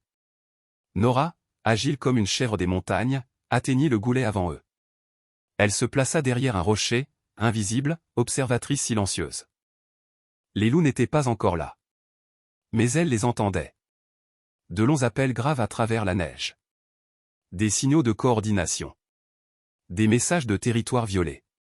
Les 3 hommes restants arrivèrent enfin dans le passage, trébuchant sur les roches humides, glissant, jurant, se disputant violemment. On doit partir d'ici maintenant. Et les échantillons? Le patron les attend. Qu'il vienne les chercher lui-même. Je ne crèverai pas pour des minéraux. Il n'était qu'à une vingtaine de pieds sous elle lorsque le premier loup apparut. Une ombre grise, massive. Immobile, au bout du couloir. Puis un second. Puis un troisième. Puis tout le reste de la meute. 8 silhouettes spectrales surgit du flocon et du vent. Les hommes s'immobilisèrent, pétrifiés. La montagne reprenait possession d'elle-même. Les loups s'avancèrent lentement, encerclant les intrus avec l'assurance tranquille d'êtres qui savent qu'ils détiennent l'avantage absolu. Le mâle alpha, un colosse au pelage gris acier barré de cicatrices sur le museau, leva la tête, reniflant l'air, jaugeant les hommes d'un regard jaune et ancien. Nora retint son souffle. Mais ce fut en fouillant dans le sac de Samuel, dans l'abri fragile où la neige continuait de tomber, qu'elle découvrit quelque chose qui bouleversa tout. Un objet qu'il lui avait laissé. Un message qu'il avait prévu avant sa mort. Une vérité qui rendait la montagne encore plus dangereuse et plus sacrée qu'elle ne l'avait jamais imaginée. Et soudain, Nora comprit. Elle n'était pas seulement héritière d'un terrain isolé. Elle n'était pas seulement dépositaire de preuves explosives. Elle n'était pas seulement une survivante traquée. Elle était au cœur d'une guerre ancienne. Une guerre où les humains n'étaient que des visiteurs. Et où la montagne, ses gardiens, et les secrets enfouis sous la neige, réclamaient enfin d'être entendus. En fouillant plus profondément le compartiment scellé qu'elle avait négligé lors de sa première inspection, Nora découvrit un objet qui fit instantanément vaciller sa respiration, un badge fédéral. Parfaitement conservé, accompagné d'une carte d'identification officielle. Et ce n'était en rien les papiers anodins d'un géologue à la retraite. Non. Gravé en lettres sobres mais implacables. Figurait, spécial agent Samuel Hartwell Fédéral Bureau of Investigation Environmental Crime Task Force. Le monde de Nora sembla soudain se contracter. L'homme qui lui avait vendu ce terrain. Pour 5 misérables dollars n'était pas un citoyen inquiet cherchant simplement à transmettre un bout de nature à quelqu'un qui saurait l'aimer. Il était un agent fédéral infiltré. Engagé dans une mission clandestine d'une ampleur insoupçonnée. Et sans qu'elle le réalise encore totalement, elle venait d'hériter de cette mission. Ses mains tremblaient tandis qu'elle parcourait les documents rangés avec le badge. Plus elle lisait, plus elle sentait une étrange mixture de vertige, de colère, et de lucidité se propager dans tout son corps. Pendant 3 longues années, Samuel avait infiltré les activités du Denver Consortium, une organisation tentaculaire impliquée dans des réseaux de corruption qui remontaient jusqu'aux plus hautes sphères du gouvernement. Ce n'était pas seulement une affaire de mines illégales ou de fraude financière. C'était un empire clandestin bâti sur la destruction de la planète, la manipulation politique, et l'effacement systématique de toute personne susceptible de révéler la vérité. Selon les dossiers de Samuel, le consortium entretenait des relations secrètes avec plusieurs compagnies minières, des agences fédérales, des membres influents du Congrès, même certains juges de la Cour suprême. Une toile d'araignée d'intérêts mêlés, d'argent sale, de décisions truquées. Et au cœur de cette machinerie, l'un des secrets les plus terrifiants, ils ne se contentaient pas d'exploiter des terres protégées. Ils effaçaient les preuves du réchauffement climatique, manipulaient la recherche scientifique. Faisaient disparaître les données environnementales gênantes, tout cela pour protéger les profits des industries fossiles. Puis Nora tomba sur un rapport qui la glaça jusqu'à l'âme. 47 morts. Scientifiques spécialisés dans le climat. Chercheurs indépendants. Agents fédéraux intègres. Lanceurs d'alerte. Tous qualifiés des « accidents ». Tous suivant des schémas identiques. Tous exécutés. À cet instant, un mouvement sur les rochers l'arracha à sa lecture. Sur la crête enneigée qui dominait les hommes piégés en contrebas, la femelle puma était apparue. Silhouette souveraine, robe dorée poudrée de neige. Elle avait contourné la meute de loups, trouvant un poste d'observation parfait surplombant les intrus humains qui avaient violé son territoire. Ces 2 petits, prudents mais curieux, suivaient à distance, imitant chacun de ses gestes comme s'ils apprenaient une leçon ancestrale. L'un des hommes en contrebas eut la mauvaise idée de porter la main à son arme. La réponse de la meute fut instantanée. Les loups avancèrent d'un seul mouvement fluide, comme une marée grise déferlant sur les rochers. Le grondement profond de l'alpha résonna. Contre les parois du canyon, un son qui semblait porteur de milliers d'années de survie, de territoire défendu, de droit ancestral. Mais ce fut la radio qui fit geler le sang de Nora. Team Tree. Faites rapport. Elle connaissait cette voix. Elle la connaissait trop bien. C'était celle de Marcus Webb, directeur adjoint du service des parcs nationaux. Son ancien supérieur. Son mentor. L'homme qui l'avait soutenu après la mort de David et Emma. Celui qui avait plaidé en sa faveur pour des promotions. Celui qui, croyait-elle, représentait le meilleur de l'éthique fédérale. Le choc faillit la renverser. En contrebas, l'un des hommes déclencha sa radio, la voix tremblante.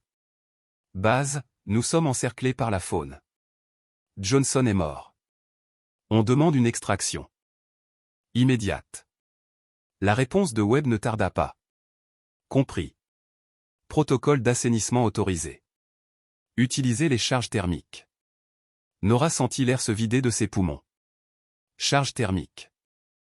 Il comptait incendier toute la montagne. Effacer toutes les preuves. Réduire à néant les dossiers de Samuel. Éliminer la faune, la flore, la cabine. Et elle. Elle se sentit chuter mentalement. Comme si le sol se dérobait sous elle. Le badge de Samuel devint soudain extrêmement lourd dans sa main. Il n'enquêtait pas seulement sur un réseau criminel. Il tentait de sauver un PAN entier de vérité scientifique. De stopper une conspiration enracinée au cœur même du gouvernement.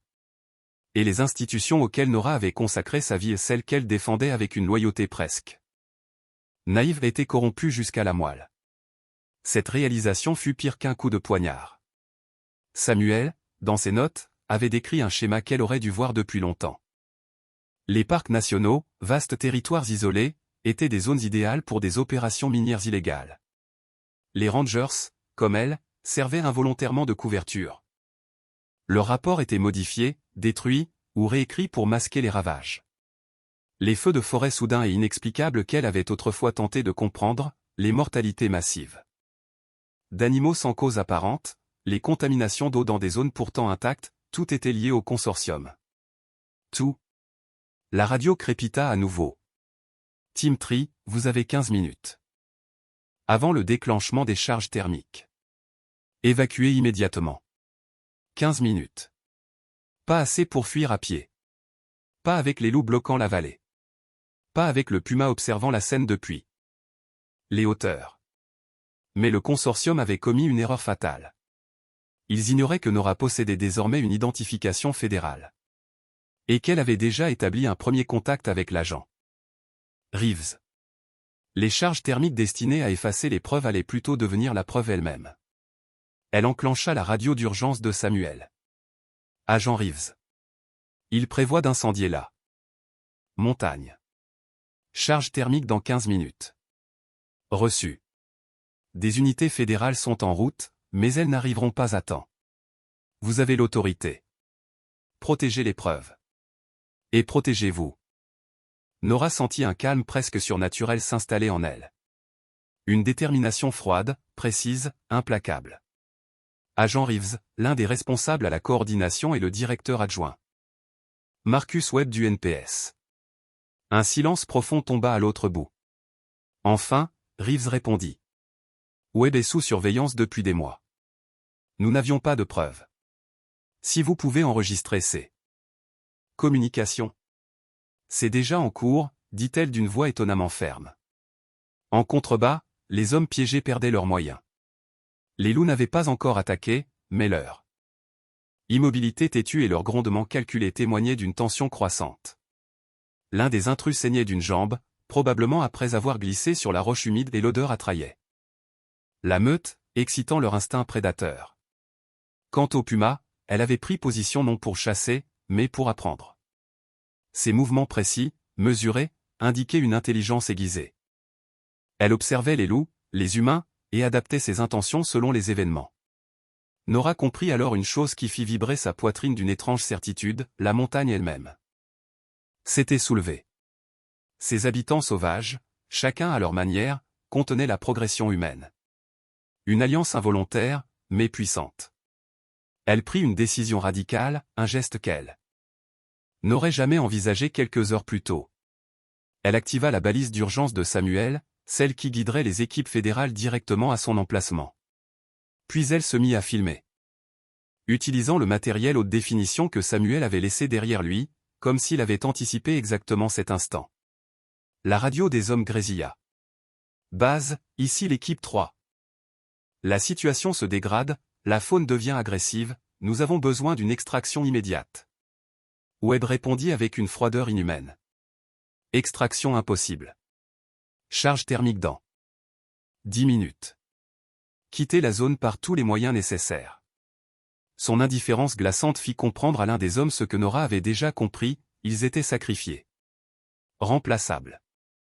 Éliminables. Et bientôt, la montagne entière serait avalée par un incendie criminel destiné à masquer des années de mensonges. Mais Nora n'était plus la simple acheteuse d'un vieux terrain isolé.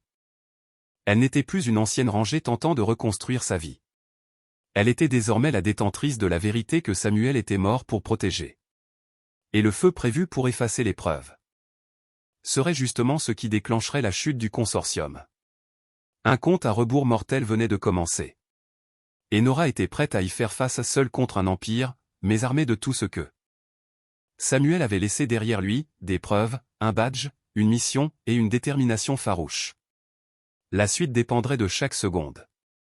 La voix grésillante de la radio résonna dans la vallée. Enneigée avec une brutalité glaciale.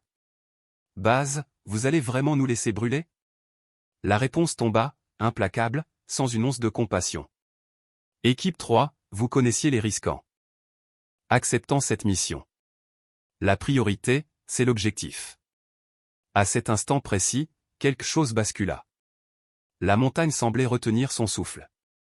Puis, dans un silence soudain chargé de tension, la lionne des montagnes fit son entrée. Elle ne se précipita pas vers les humains ni vers la menace la plus évidente. Elle se dirigea résolument vers la meute de loups. Son corps élancé glissait entre les rochers avec une grâce mortelle. Ses muscles semblaient sculptés par des décennies de survie, et pourtant, chaque pas portait une intention claire. Elle avançait non pour combattre les loups, mais pour se placer à leur côté. Face à elle, la meute se figea. Pendant un instant fragile et suspendu, prédateurs et prédateurs s'observèrent, séparés seulement par un étroit passage rocheux. Le vent soulevait la neige en tourbillons nerveux, ajoutant une aura presque surnaturelle à la scène. Puis l'impensable se produisit. L'alpha, immense silhouette aux yeux d'ambre, se déplaça sur le côté, lui laissant la place à un geste rare, presque cérémonial. Nora sentit son cœur s'emballer.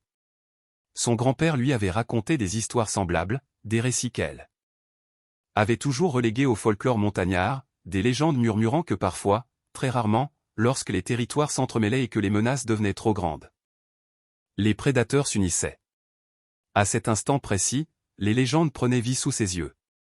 La lionne et les loups comprenaient que les humains étaient le danger véritable. Leurs petits, leurs tanières, leurs montagnes, tout était en péril. Et pour la première fois, deux espèces qui n'auraient dû se tolérer que dans un équilibre fragile s'alliaient pour défendre un même territoire. Contre un ennemi commun. Les hommes du consortium n'étaient plus face à des rencontres aléatoires avec la faune. Ils affrontaient une coalition instinctive, née d'une nécessité sauvage. Pourtant, les charges thermiques approchaient.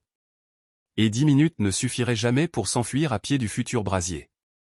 Nora devait trouver une issue. Une vraie. Une qui lui donnerait au moins une chance de survivre et de préserver les preuves de Samuel. Le matériel radio caché par Samuel incluait un transpondeur d'urgence capable d'appeler des hélicoptères fédéraux en renfort. Mais l'activer reviendrait à dévoiler sa position à tous ceux qui surveillaient les fréquences gouvernementales, y compris le directeur adjoint Webb et ses alliés du consortium. Nora baissa les yeux vers le badge qu'elle serrait dans sa main, ses doigts tremblants de froid et de détermination. Puis elle leva le regard vers la lionne, immobile sur l'autre flanc du canyon, les yeux fixés sur elle avec une intelligence presque humaine. Deux femelles. Deux protectrices. Deux gardiennes d'un territoire qu'on tentait d'anéantir. Le choix devint limpide. Elle activa le transpondeur. L'effet fut immédiat.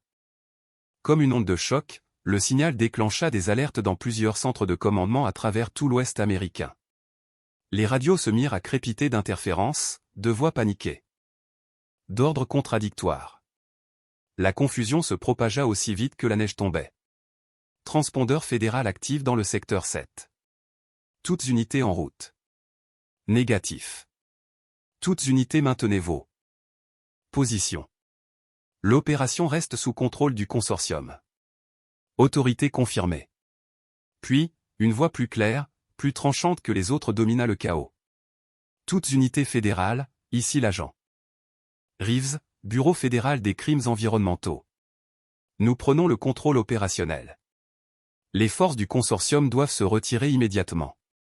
Une seconde de silence. Puis, inévitablement, la voix glaciale de Webb surgit. Agent Reeves, ici le directeur Webb, service des parcs nationaux. Votre juridiction n'est pas claire. Le territoire fédéral reste sous notre administration. La réponse de Reeves fut cinglante, implacable. Directeur Webb, votre autorité est suspendue. Les dossiers de l'agent Hartwell ont été transmis aux procureurs fédéraux. Nora sentit la montagne. Elle-même vibrait d'une tension nouvelle. Webb savait qu'il était découvert. Et un homme dos au mur devenait dangereux. Profitant de cette dispersion d'attention, elle fouilla plus minutieusement le matériel d'urgence laissé par Samuel. Le contenu dépassa tout ce qu'elle aurait pu imaginer. Armes, dispositifs de communication capables d'intercepter des signaux militaires, capteurs capables de suivre des déplacements sur plusieurs kilomètres, cartes annotées révélant des positions défensives à travers la montagne entière. Mais elle découvrit surtout un dossier qui la laissa pétrifier. Son dossier. Un compte-rendu complet de sa vie, assemblé avec le soin méthodique d'une enquête fédérale. Son parcours de rangée. Son service militaire antérieur. Sa formation en combat en montagne et en survie en milieu hostile. Des analyses psychologiques détaillant ses valeurs, sa résilience, sa loyauté. Et même sa situation financière prouvant que personne ne pourrait jamais l'acheter. Samuel ne l'avait pas choisi par hasard. Il l'avait recruté. Préparé. Destiné à reprendre son combat.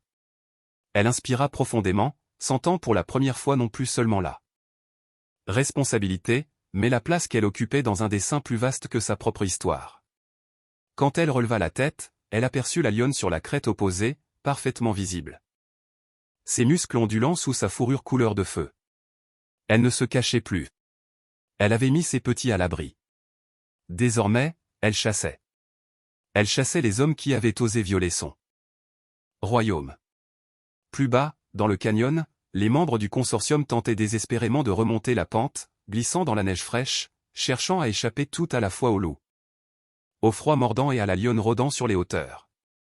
Le climat empirait. La neige tombait maintenant en rafales serrées, et le vent hurlait comme pour avertir ceux qui s'aventuraient sur cette montagne sacrée qu'ils n'étaient pas les bienvenus. L'automne en altitude basculait vite en hiver mortel. Dans la radio, la voix d'un des hommes se fit entendre, brisée par la panique. Base. Ici équipe 3. On tente de rejoindre les véhicules, mais les animaux coordonnent leurs mouvements. Ce comportement n'a rien de normal. La réponse de Webb, chargée de frustration, jaillit presque immédiatement. Équipe 3, les animaux ne coordonnent pas. Vous observez simplement des comportements de panique. Mais Nora voyait la vérité. Les loups s'étaient divisés en deux groupes, l'un bloquait la route principale, l'autre se déployait pour couper toute fuite secondaire. La lionne, elle, poussait les humains dans la direction de la meute la mieux placée pour attaquer. Ce n'était pas du hasard. C'était de la stratégie. Et alors qu'elle observait cette coopération improbable, le signal de son matériel intercepta une fréquence qu'elle n'aurait jamais dû entendre. Frappe thermique autorisée. Coordonnées confirmées. Déploiement dans 7 minutes. 7 minutes avant qu'ils brûlent la montagne pour effacer toute trace de leur crime. Le transpondeur avait fait plus que demander de l'aide, il avait marqué sa position comme une cible. Et quelqu'un, quelque part, voulait cet endroit réduit en cendres. La voix d'agent Reeves surgit à nouveau. Urgente, tendue. Nora, les hélicoptères fédéraux arrivent, mais ils sont à 20 minutes. Vous devez survivre aux charges thermiques. Nous tentons d'annuler l'ordre, mais l'autorisation vient de très haut. Quelqu'un veut détruire ces preuves à tout prix. À travers ses jumelles, Nora repéra des mouvements sur les crêtes lointaines, des véhicules militaires prenaient position, préparant le lancement des projectiles thermiques. Le consortium n'était pas juste une entreprise. C'était une hydre tentaculaire capable d'utiliser des ressources militaires pour ses intérêts. Mais Samuel avait anticipé cela. Il avait prévu le pire.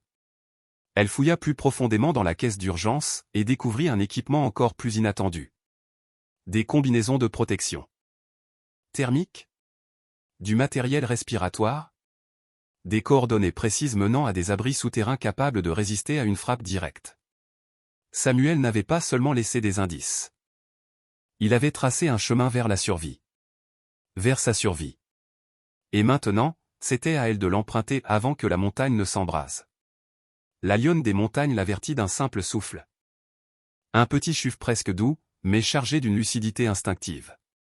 L'animal regardait vers l'ouverture dissimulée du réseau de grottes que Samuel avait cartographié autrefois, comme si elle comprenait que la seule chance de survie se trouvait sous terre. Dans ses yeux dorés brillait une intelligence indéniable, cette prédatrice savait lire les intentions humaines aussi clairement qu'elle décelait les mouvements des proies qu'elle traquait. Agent Reeves, je vais perdre le signal d'un instant à l'autre. Prévenez les équipes fédérales, il faut chercher le système de grotte. Sur le versant est. Samuel a identifié plusieurs entrées. Reçues. Et pour l'équipe du consortium coincée en contrebas? Nora regarda les 3 hommes qui tentaient encore, désespérément, de se frayer un passage hors du canyon tout en évitant les loups qui les encerclaient. Ils avaient obéi à des ordres criminels, menacé sa vie et détruit sans remords une faune protégée. Pourtant, leurs propres supérieurs les avaient abandonnés, laissés à une mort certaine dans un incendie planifié pour couvrir une corruption d'État. C'est leur choix, dit-elle d'une voix dure. Je ne peux pas sauver ceux qui refusent de se sauver eux-mêmes. Mais même en prononçant ces mots, elle se déplaçait pour trouver un angle qui lui permettrait de leur offrir un tir de couverture. S'ils réussissaient à échapper aux animaux. Pas par compassion, non. Mais parce que les laisser brûler vifs ne ramènerait ni Samuel, ni les petits de la lionne qui risquaient de périr eux aussi. La radio crépita une dernière fois, impact thermique dans 3 minutes. Toute unité doit quitter la zone cible. Les forces fédérales maintiennent la distance. Cette opération est désormais classée défense nationale. Puis la voix de Reeves, plus ferme, à toutes les équipes, enregistrait tout. On assiste à la destruction volontaire de preuves fédérales pour protéger une conspiration criminelle. Nora rassembla les dossiers les plus cruciaux de Samuel et les enferma dans les conteneurs étanches qu'il avait préparés précisément pour un tel scénario. Les preuves survivraient même. Si elle, non. Reeves, lui, disposait déjà de tous les éléments nécessaires pour poursuivre l'enquête. Mais une issue restait possible, le réseau de grottes. Samuel l'avait décrit en détail. Passage profond, sources souterraines, multiples sorties naturelles. Si elle atteignait la grande cavité centrale, elle pourrait peut-être endurer la frappe thermique et réapparaître une fois les fédéraux maîtres du terrain. La lionne s'éloignait déjà, avançant vers l'entrée de la caverne, ses petits trottinant derrière elle en file indienne. Les loups, eux aussi, avaient abandonné leur position autour des hommes piégés et se dirigeaient vers les hauteurs pour trouver un abri. Les animaux comprenaient mieux qu'aucun humain ce qui approchait. En contrebas, les agents du consortium venaient de s'extraire du canyon et couraient vers leur véhicule. Trop tard, la distance de sécurité était hors d'atteinte. Pourtant, la peur leur donnait une vitesse surnaturelle. Impact dans 1 minute.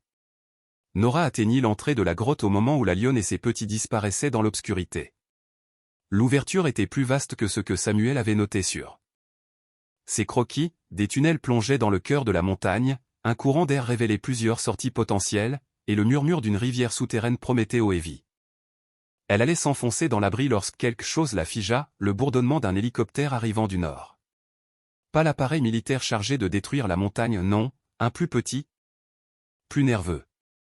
La radio bégaya, Nora, extraction fédérale en approche. Pouvez-vous signaler votre position? Ses yeux tombèrent sur une fusée éclairante dans le kit d'urgence de Samuel. Puis sur la bouche béante de la grotte où la sécurité l'attendait. L'hélicoptère pouvait l'évacuer elle et les preuves, à condition qu'elle reste exposée suffisamment longtemps pour être repérée. Il restait 30 secondes. Une dernière décision, entre sa survie et son devoir. Entre s'abriter et accomplir la mission de Samuel. Elle pensa à David et Emma, aux petits de la lionne. À la montagne sacrifiée pour masquer les crimes d'hommes puissants.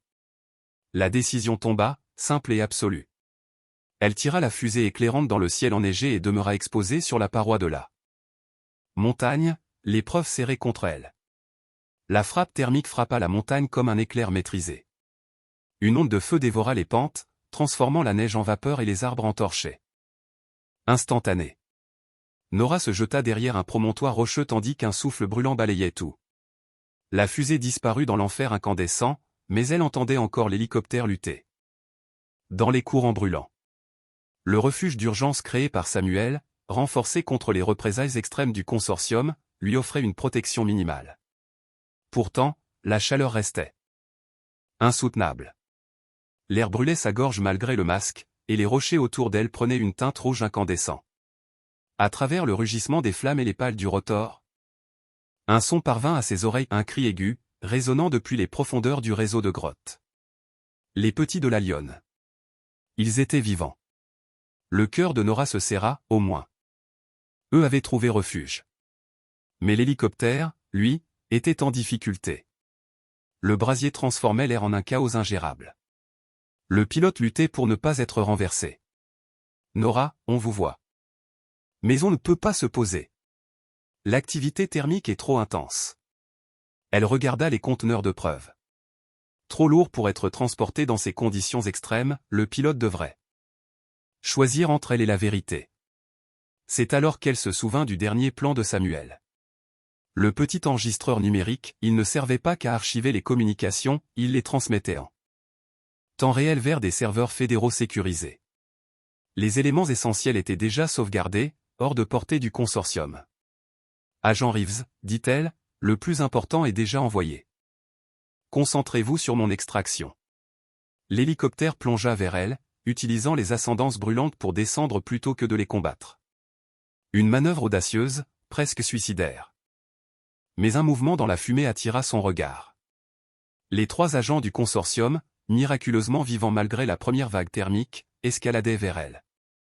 Leurs équipements coûteux fondaient sur eux, leurs uniformes fumaient, mais ils tenaient leurs armes. Même alors, même entourés de flammes, ils montaient pour finir la mission. L'un d'eux leva son fusil, visant l'hélicoptère. Nora réagit sur instinct. Elle roula hors du couvert, épaula le fusil de Samuel et tira. Le chef du groupe bascula en arrière, avalé par le brasier. Mais les 2 survivants continuaient à grimper. Animés par une rage désespérée. Le pilote ne pourrait pas redécoller si on lui tirait dessus à bout portant. Ils avaient quelques secondes, pas plus. C'est à ce moment-là que la lionne surgit. Elle émergea des fumées comme une apparition, gigantesque et terrible, son pelage roussi mais ses yeux flamboyants.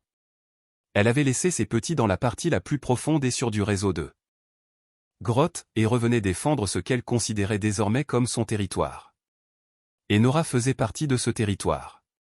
Les hommes se retournèrent vers elle, trop lents, trop affaiblis. Trop humains. La lionne bondit, rapide comme un éclair de feu. Le premier ne la vit jamais venir. Le second poussa un hurlement avant qu'elle ne l'atteigne. « Allez ! Allez !» cria Reeves depuis l'hélicoptère. Nora sprinta sur les 20 mètres de roches brûlantes et sauta dans l'appareil. Le pilote arracha l'hélicoptère du sol, l'emportant dans un ciel saturé de fumée.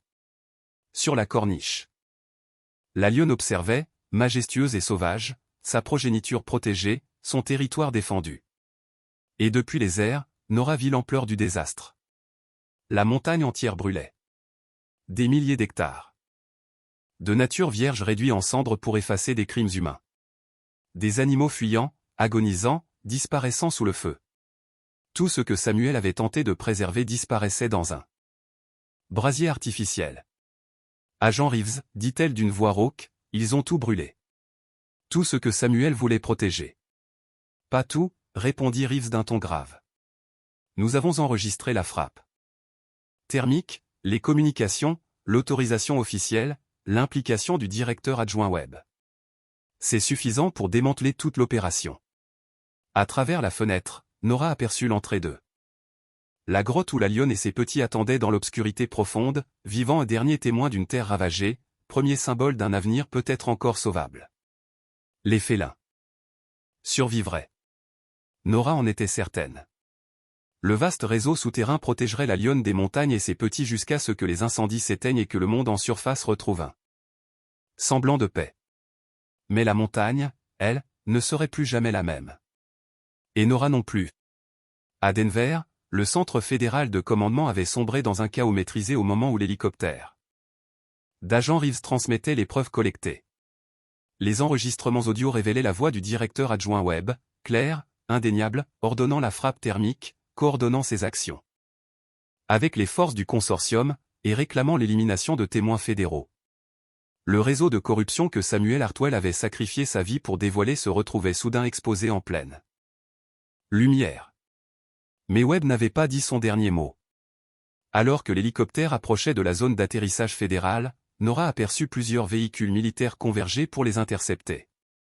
La corruption s'étendait si haut qu'elle contaminait même les protocoles de la réponse fédérale. Webb utilisait ces derniers fragments d'autorité pour empêcher les preuves d'atteindre les procureurs.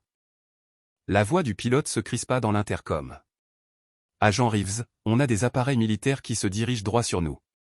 Quelqu'un essaie clairement de nous empêcher d'atterrir. » Nora tourna la tête juste à temps pour voir des F-16 surgir à l'est, filant dans leur direction comme des lames de métal prêtes à frapper. L'influence du consortium atteignait l'armée elle-même. Ils étaient prêts à abattre un hélicoptère fédéral, à commettre un acte de guerre intérieure, plutôt que de laisser la vérité éclater. Mais agent Reeves avait déjà un plan. Pilote, changez immédiatement de cap vers Colorado Springs. Cheyenne Mountain a été informé. Ils nous attendent. Nora, de l'un des rares bastions fédéraux que le consortium ne pouvait infiltrer, devenait leur unique refuge. S'ils parvenaient jusqu'à ces portes blindées, l'épreuve serait à l'abri derrière les murs les plus sécurisés du continent. L'hélicoptère vira brusquement, glissant entre les versants rocheux. Comme un oiseau blessé cherchant un abri.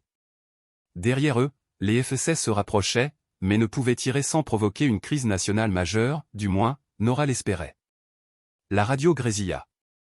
Appareil fédéral, atterrissez immédiatement. Vous transportez du matériel classifié volé. Négatif, répondit agent Reeves sans hésiter. Nous transportons des preuves de crimes fédéraux. Nous procédons vers un site sécurisé sous autorité du FBI. Appareil fédéral. Vous avez 10 secondes pour obtempérer, ou nous serons forcés d'intervenir. Les sommets rocheux leur offraient un maigre couvert, mais ils restaient à plusieurs minutes du périmètre défensif de Cheyenne Mountain. Dès qu'ils émergeaient au-dessus des crêtes, les F-16 avaient un tir clair. Puis, comme un miracle, surgissant des nuages. Appareil militaire, ici le commandement de NORAD. Vous êtes sommé de vous désengager immédiatement. L'hélicoptère fédéral est sous notre protection. NORAD. Nous avons une autorisation de feu direct. Votre autorisation a été révoquée. Le directeur adjoint Webb est en état d'arrestation fédérale.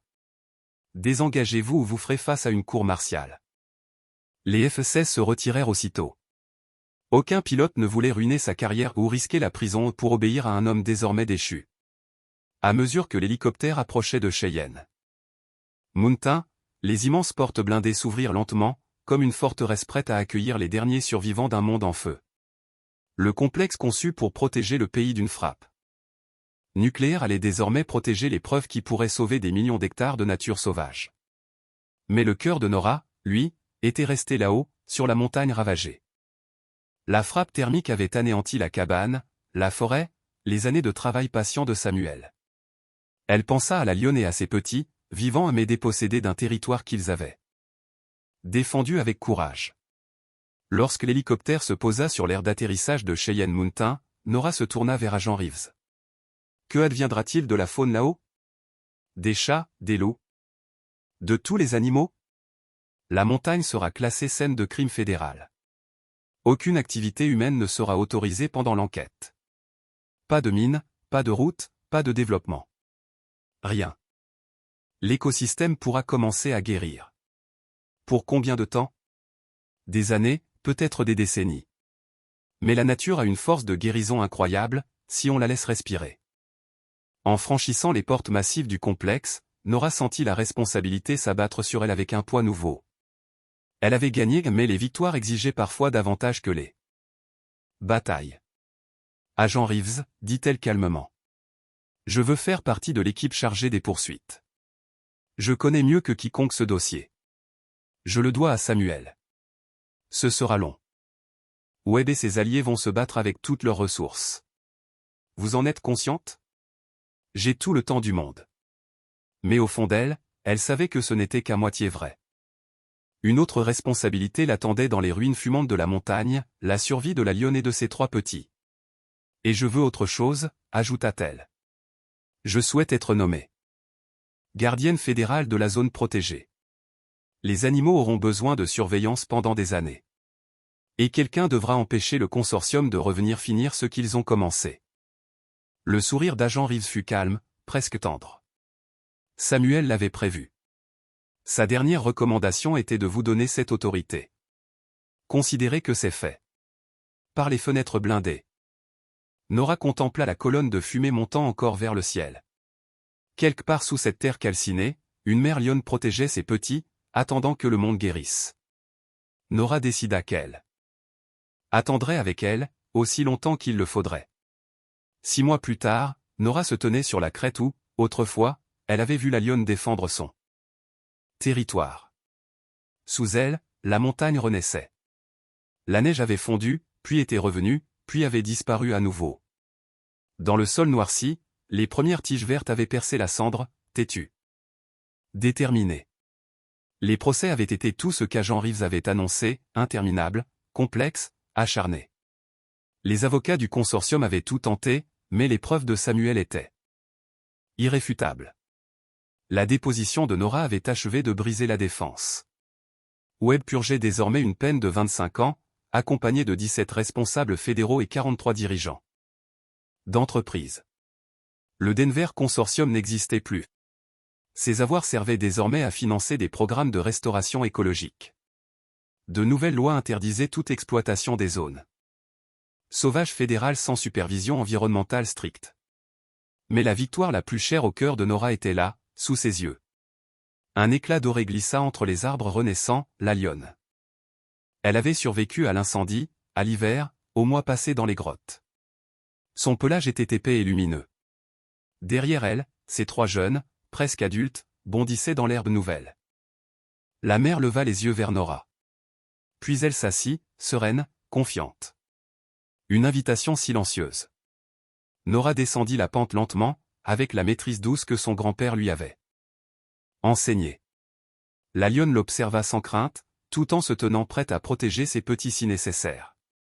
La confiance entre elles avait résisté au feu, à la violence, à l'effondrement du monde qu'elle connaissait. Bonjour, ma belle, murmura Nora en s'asseyant sur un tronc tombé, à une vingtaine de mètres. Comment vont tes petits aujourd'hui? La lionne répondit par un souffle bref. Presque affectueux. Les jeunes félins gambadaient autour d'elle, curieux du monde, confiants dans leur force nouvelle. La grotte les avait sauvés. La montagne, désormais protégée par un décret fédéral, leur offrait une seconde chance. Les ressources déployées pour la restauration écologique dépassaient tout ce que Nora avait imaginé, biologiste, climatologue, spécialiste des sols. Expert en réintroduction de la faune. La montagne devenait un laboratoire de renaissance. Mais pour elle, ce n'était pas seulement une étude scientifique, c'était la preuve vivante que même au cœur du désastre, la vie cherchait toujours un chemin. La radio cracha un message du nouveau centre de recherche, bâti là où se dressait autrefois la cabane de Samuel. Gardienne Blackwood. Nous détectons du mouvement dans le secteur nord-ouest. On dirait que votre meute de loup revient. Elle sourit. Reçu, base. Le printemps les ramène chez eux. La lionne tourna la tête, attentive. Lorsque les hurlements lointains résonnèrent à travers les canyons. Les 2 espèces se réinstallaient, reprenaient leurs frontières, renégociaient leur cohabitation. L'hiver les avait obligés à collaborer, à partager informations et territoires. Une alliance née de la survie. Le téléphone satellite vibra. Un message crypté d'agent Reeves annonçait que l'enquête s'étendait désormais à l'international, révélant les ramifications du consortium en Amérique du Sud et en Afrique. Le combat de Samuel devenait mondial. Mais la bataille de Nora, elle, se tenait ici, sur cette montagne. Blessée qui apprenait à respirer à nouveau.